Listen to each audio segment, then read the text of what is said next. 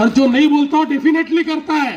त्यामुळे या ठिकाणी जेव्हा अटल सेतूचं मी आज ज्या प्रकारे हे सगळं क्षेत्र बदलत आहे आणि हे जे काही सगळं आमचं एमएमआरचं क्षेत्र आहे, हे क्षेत्र एक प्रकारे आपलं ग्रोथ इंजिन आहे। एमएमआर क्षेत्राचा योग्य नियोजन करून आपल्याला या एमएमआरच्या क्षेत्रामध्ये $1 ट्रिलियन ची इकॉनॉमी उभी करायची आहे आणि म्हणून या सगळ्या क्षेत्राचा एकात्मिक विचार करून इथे योग्य प्रकारचा विकास झाला पाहिजे।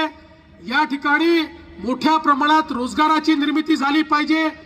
इंडस्ट्री सोबत सर्व्हिसेसचं सेक्टर, हाय पेड जॉब्स हे कसे तयार होतील, आमच्या मुलांकरता जे आता शिक्षण घेत आहेत, शिक्षण घेतल्यानंतर त्यांच्या हाताला काम कसं देता येईल, या प्रत्येक गोष्टीचा विचार आपण या एमएमआर क्षेत्रामध्ये केलेला आहे।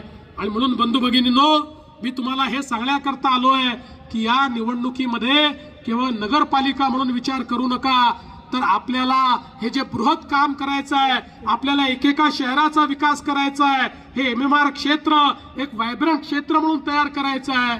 आणि हे जर करायचं असेल तर या ठिकाणी खऱ्या अर्थानं आपल्या तेजश्री ताई ज्या अतिशय सुशिक्षित आहेत, यांच्यासारखा नगराध्यक्ष मला स्वप्न आहेत, ती पूर्ण करण्याकरता मी मुख्यमंत्री आहे।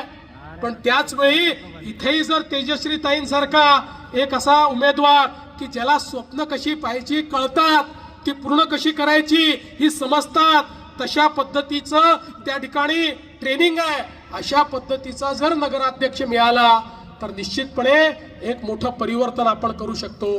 खऱ्या अर्थानं बंधू भगिनींनो, आपल्याला कल्पना आहे ज्यावेळी आपलं सरकार पुन्हा आलं त्यावेळी अनेक लोक म्हणायचे आता यांचं सरकार आलं, आता भाजपला 137 जागा पहिलं काम करणार, लाडकी बहीण योजना बंद करणार।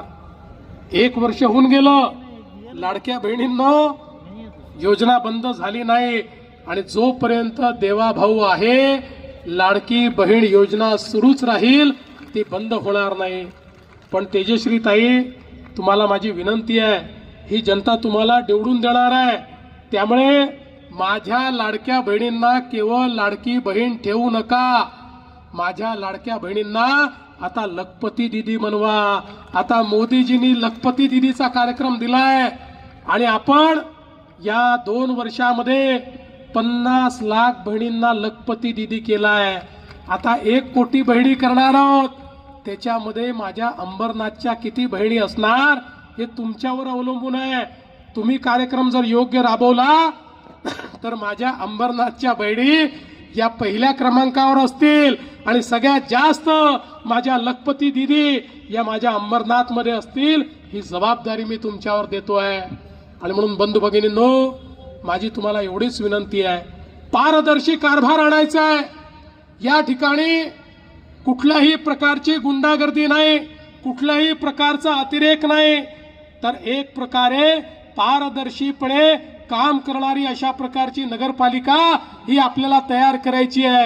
आणि म्हणून मी तुम्हाला विनंती करण्याकरता आलो आहे की आपल्याला 20 तारखेला फार विचार करायचा नाही आहे। 20 तारखेला कमळाचं बटन आपल्याला दाबायचं आहे आणि केवळ नगराध्यक्ष पदाकरता नाही, तर नगरसेवक देखील आपले जे आहेत, नाहीतर नगराध्यक्ष निवडून आणायला नगरसेवक दिले नाही तर ताईला लोक कामच करू देणार नाहीत। त्यामुळे नगराध्यक्ष आणि नगरसेवक असे सगळे आपले निवडून आणायचे आहेत। तुम्ही बाकी काही काळजी करू नका, मी तुम्हाला एवढंच सांगतो, येत्या 20 तारखेला दिवसभर कमळाची काळजी तुम्ही करा, त्यानंतर 5 वर्ष तुमची काळजी हा देवाभाऊ करेल, एवढंच या ठिकाणी सांगतो आणि माझं बोलणं संपवतो। धन्यवाद। जय हिंद, जय महाराष्ट्र।